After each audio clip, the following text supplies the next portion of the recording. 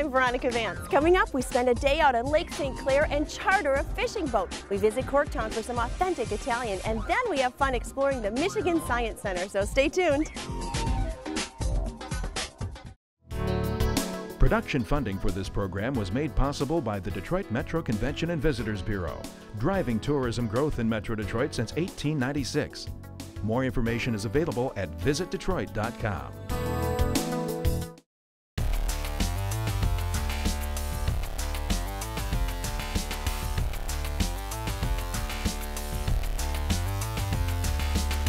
One of the gems in Macomb County is Lake St. Clair. It is the perfect lake for the huge boating community in Metro Detroit, but it's also the perfect lake for fishing. And we're going to do some charter fishing today with Fishhead Sport Fishing. So come on, let's head out on the lake.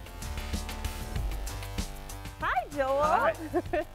All right. Welcome aboard. Thank you. I'm excited to go out and catch some Muskies. muskies. Yeah, we're looking for a 50-incher today. It'll 50 be as big incher, as 30 me. pounds. Oh Yeah, my God. maybe about that tall. All right.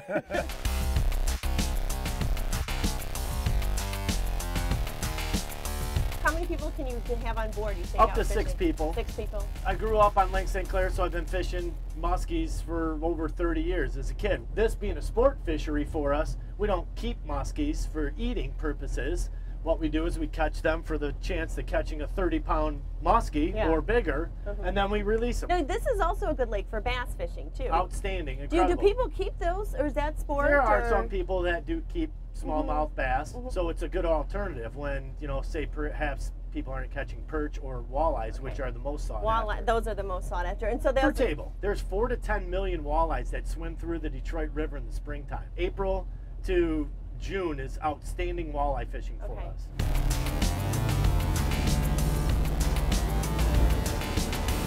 The perfect day for me is this, what we have right here, maybe even a little chop. Now we're talking about musky conditions here. What's the most fish you've caught in a day out here on one of your excursions? Musky fishing? Yeah. We had a day last year that we had 45 muskies in one day. 45. 45 muskies, yeah. Wow.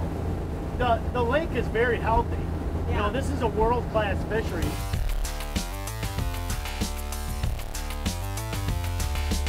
This pattern is called a walleye. As you can see, it looks like a natural walleye. And when we put it in the water, you can see how that bait moves. I don't know if you can see that very well. There you go. Okay, so it's even in there. Yes. Swimming just like That's a fish. exactly what they want right there.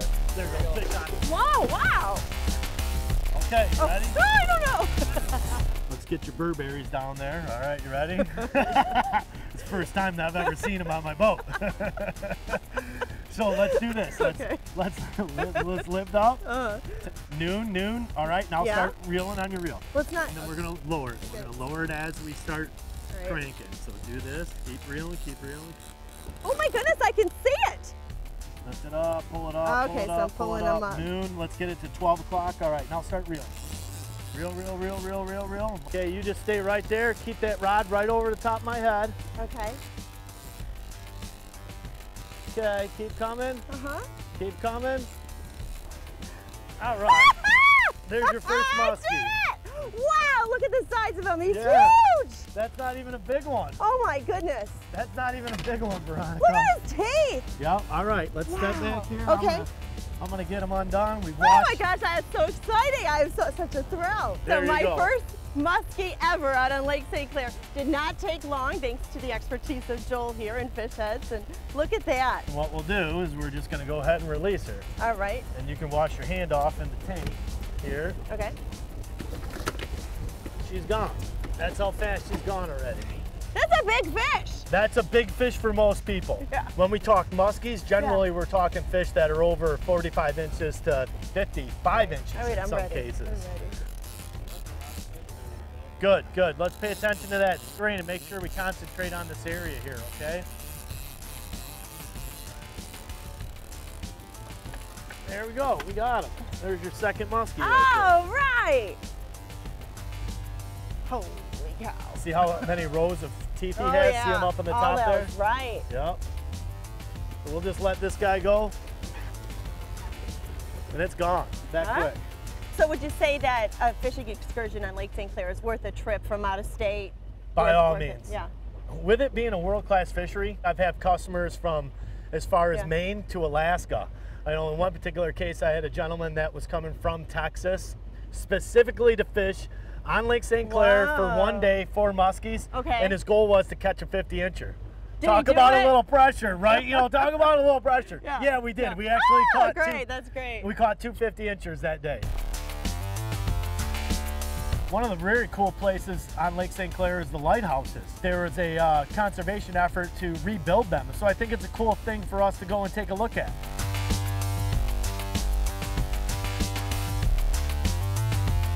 We've got Mark here from Camille's. I remember you have a great restaurant. Oh, thank you New very Baltimore, much. and you brought us lunch out Yes. here to this romantic lighthouse out in the middle of Lake St. Clair. Our classic, like an Italian. We have a tuna sandwich, a chicken, and we have a chicken club. Take your pick. We got some beverages in the cooler. You know, Little Camille's also has a catering called Culinary Expressions Catering. We go everywhere, even in the middle of the lake. Yeah, the middle of the lake. All right. Gary, you want to save this lighthouse. What makes it so special?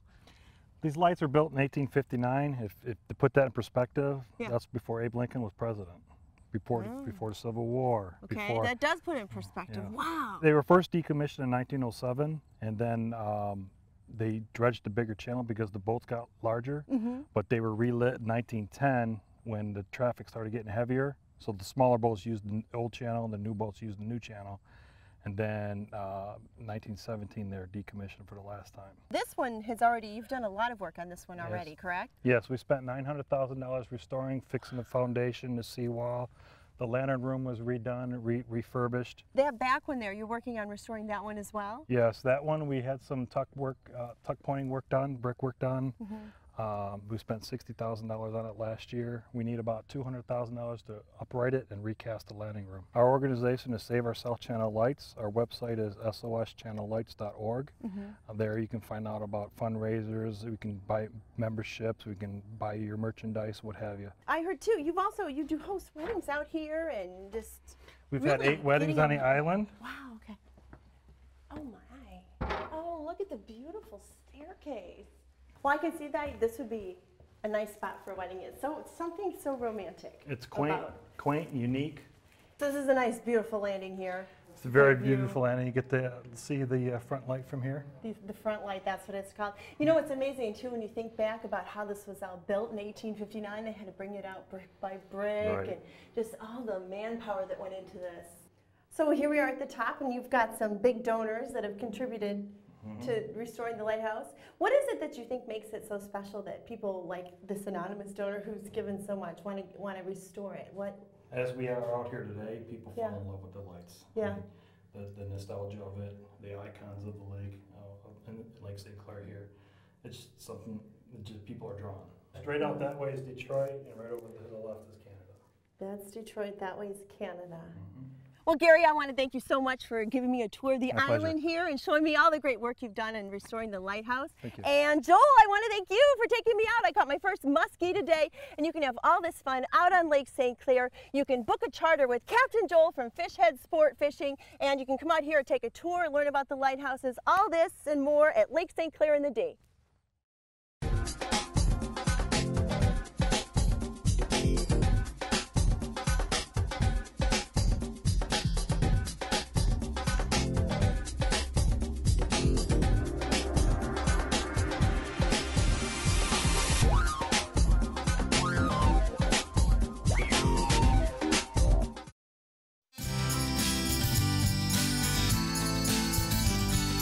I'm in Detroit's historic Corktown neighborhood where they've got a big variety of food, tons of great restaurants that sell everything from crates to barbecue, burgers to microbrews. But we're here today for some authentic Italian food. I'm at Ottava Via, which means 8th Street in Italian, and we're right at the corner of 8th and Michigan Ave. They've got great Italian food, bocce ball courts and all.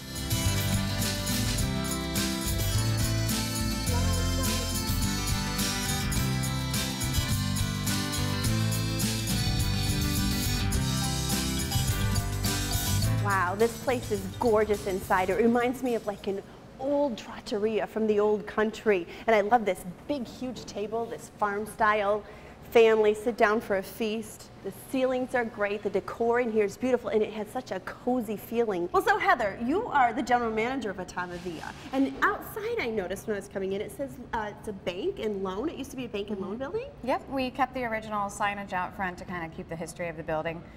Previously, it was Arthur's Pawn Shop. Dave, the owner, has actually handpicked each thing that you see on the wall to kind of give it that eclectic feel.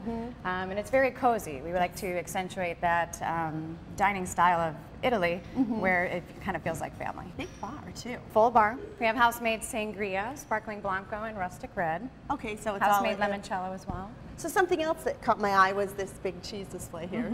This is what you're using? Yes, we do cycle through the product that is in this lumbering case. It's all imported from Italy, DOPG. DOPG means that it's authentic and imported authentically from Italy. Oh, all right. Well, DOPG cheese and meats we're getting here. And then so you've got this, and then there's another dining area in the back?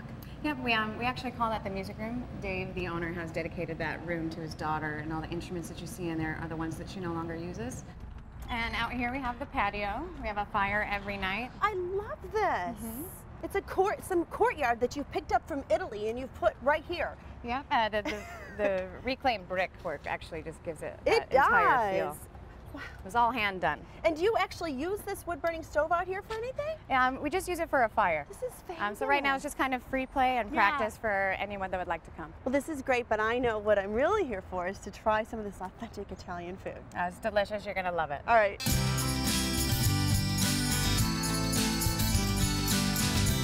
He's making the classic pepperoni pizza with onions and Gaeta olives. They are a classic medium, about 6 slices. They're hand tossed, so the crust is crispy, a little bit thinner, but still soft throughout. That sounds like a real Italian pizza. This stone oven, which can also be a wood oven, was imported, and it can actually get up to about 800 degrees. A single pie going in one at a time can take 90 seconds to cook. This is, again, the pepperoni pizza. But it the classic pepperoni with house-made mozzarella, the Gaeta olives, margarita pepperoni, and red onion.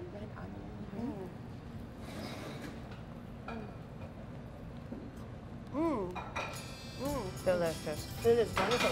No, but tons and tons of flavor. This one here is our classic Italian. Good one. It starts with a garlic sauce white base. Oh, so there's not a red sauce on it. This is a white sauce pizza. House-made fresh mozzarella.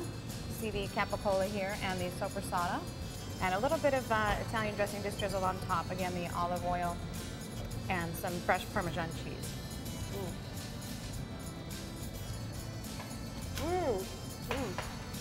Oh, it's fabulous. Oh, it's so garlicky. That sauce on there is That's fabulous. the white sauce. Wow, Heather, this is quite a feast in front of me. Tell me about all of these wonderful foods. So most of these are some of our house staples. Starting with the appetizers, we have the house sliced prosciutto here and soppressata. We also make our mozzarella in-house and the pecorino toscano. This is kind of right. So it's just kind of however how you want to do it, right? Mix and match.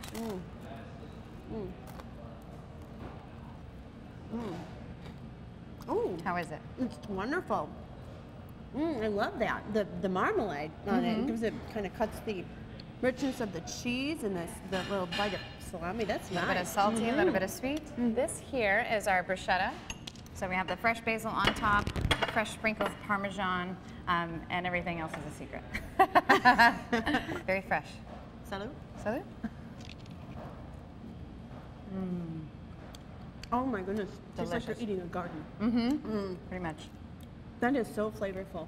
Very fresh. And of course then onto the entrees. So these are probably the 3 most popular. These are? Yep. This one here is a Mediterranean sea bass. It's called bronzino. So we leave the skin on, we pan sear it, serve it over Tuscan potatoes. And on top here we have our house-made salsa verde. The skin is very, very good for you. The skin is good. Classic Italian way to eat. Let's see. Oh my. That is heavenly. Lots and lots of flavor. So buttery. The texture and then the crunch of the skin on it. A little bit of crisp. And these are the Tuscan potatoes? Yep. There's some Calabrian chilies in there, capers, and garlic with olive oil and lemon zest. That's a nice olive oil on there, or whatever the sauce is. What do we have here? The porchetta hot plate is also served over the Tuscan potatoes. On top you see a fennel and arugula salad with citrus segments, a little bit of pork jus on the bottom, and the porchetta itself is actually pork loin wrapped in pork fat and then cooked to order. Look how nicely that pork is cooked.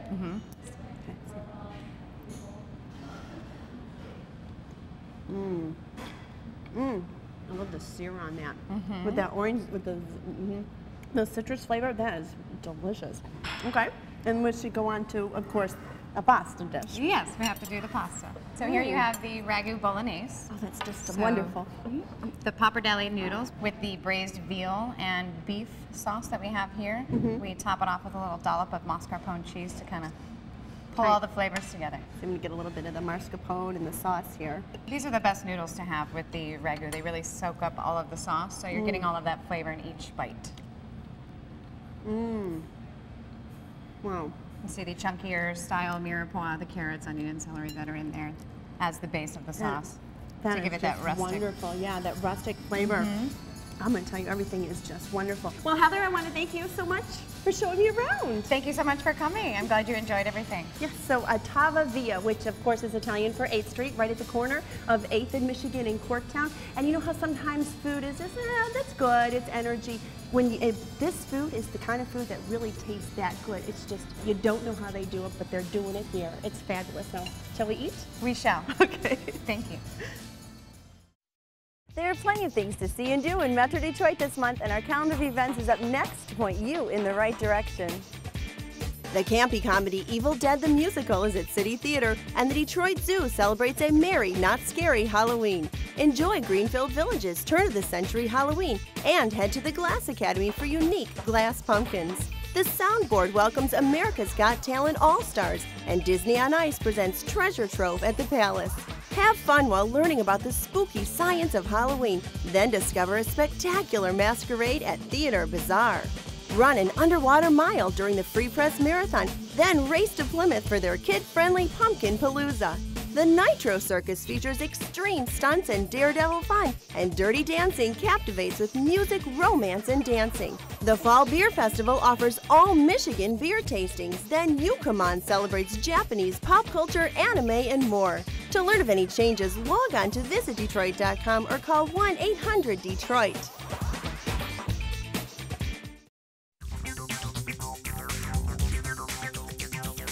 Hey, guess where I'm at? The Michigan Science Center in downtown Detroit. It's a lot of fun.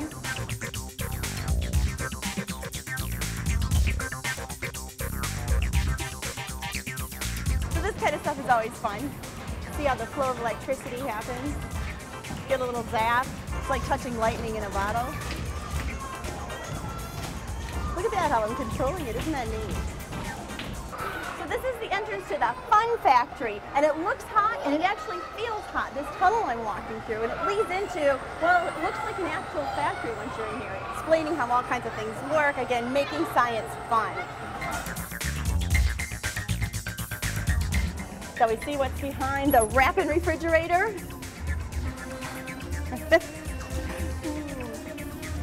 Demonstrating all the healthy foods. This whole area in the front is all about nutrition, eating healthy. Well, this looks like a lot of fun for the kids. All those forbidden areas you actually get to participate in. Okay, ready? Oh my goodness, wow. That's kind of disorienting. Look at your Where's your hard hat?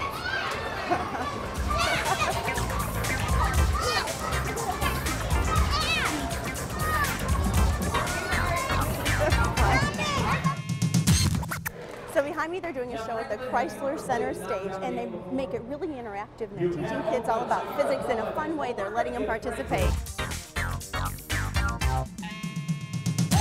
What brought you guys to Michigan Science Center today? Well, I'm from Connecticut, and I come visit my friend in Michigan, and my niece and her two children come from Illinois to visit here, so we wanted to take in some sights. So what do you think about I it? think it's wonderful. I think it's phenomenal. It's really, everything is really nice, very educational, very hands-on. The kids can do a lot of stuff. Yes, yeah. you learn so much when you're doing it yourself.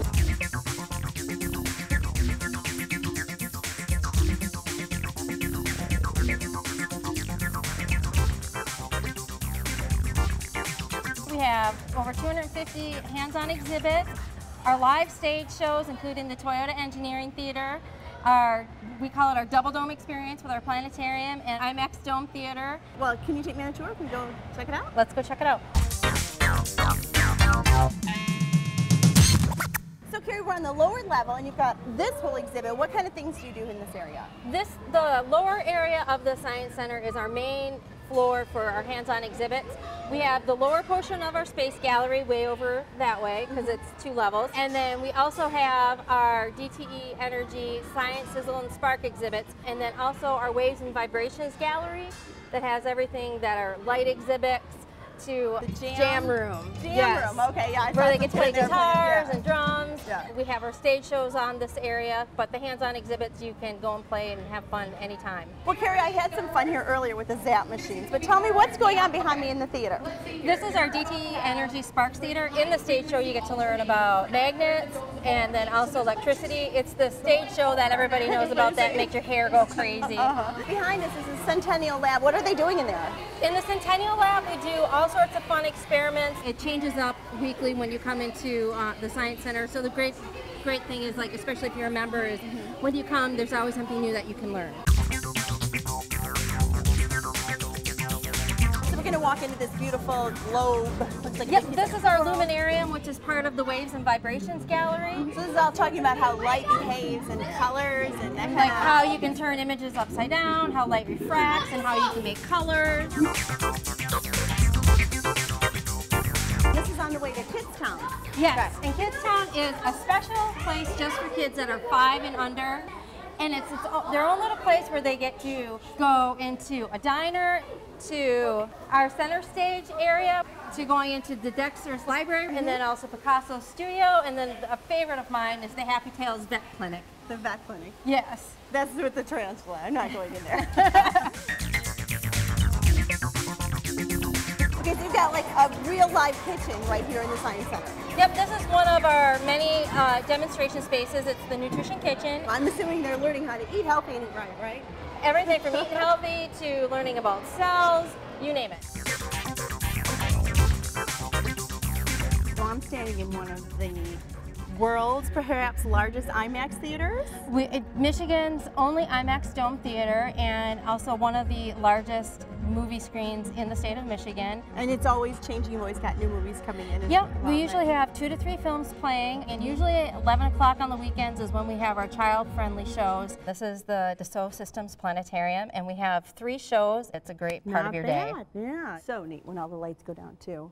Thanks. Stars come out. So tell me, where are we at now? This is called the... This is our Toyota Engineering Theater. It's a 4D theater. 4D? Yeah, so it's a mix of a theatrical show and a ride. As you can see, the seats move and then they have lots of effects that come out of them. We send them down a whitewater rafting course. We send them to the moon with a lunar rover, and all while they're doing that, they've got water spraying in their face and things tickling them from behind, and then the seats moving, of course. It's completely immersive. How much fun.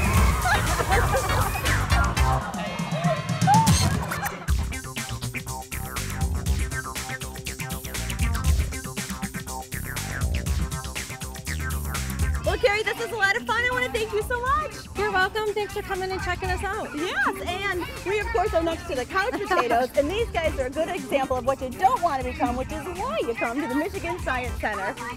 Let's go. Love it.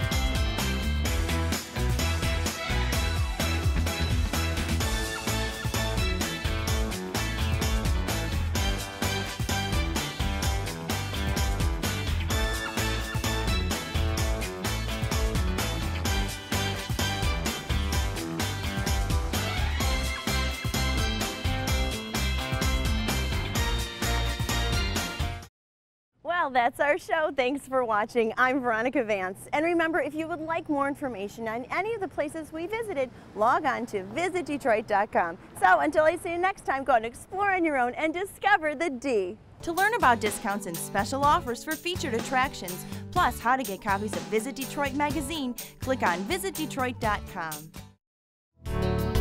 Production funding for this program was made possible by the Detroit Metro Convention and Visitors Bureau, driving tourism growth in Metro Detroit since 1896.